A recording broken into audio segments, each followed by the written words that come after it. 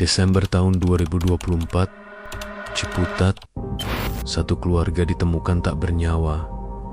Ayah, ibu, dan anak. Tidak ada bekas perampokan, tidak ada jejak orang asing.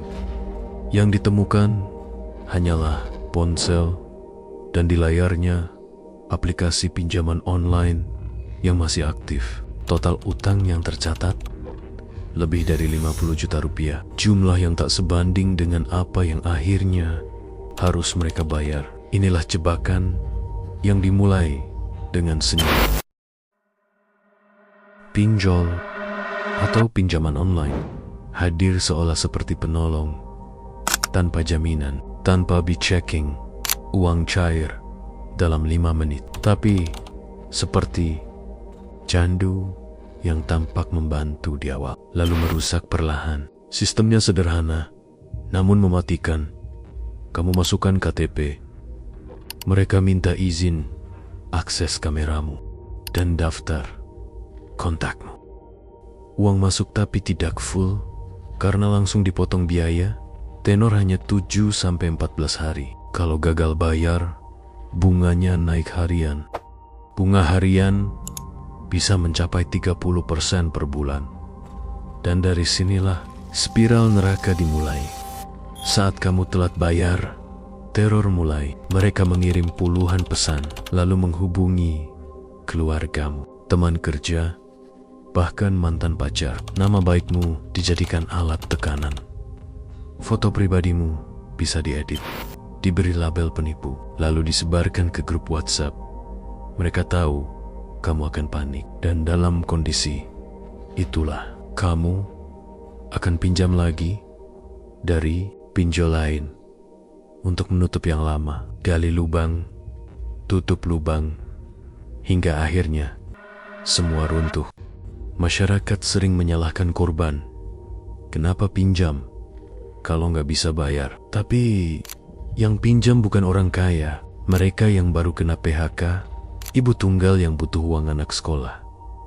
Di saat membutuhkan, pinjol adalah satu-satunya yang bilang, kami bantu, dan mereka percaya. Mereka tidak tahu bahwa ini bukan pinjaman, tapi perang psikologis.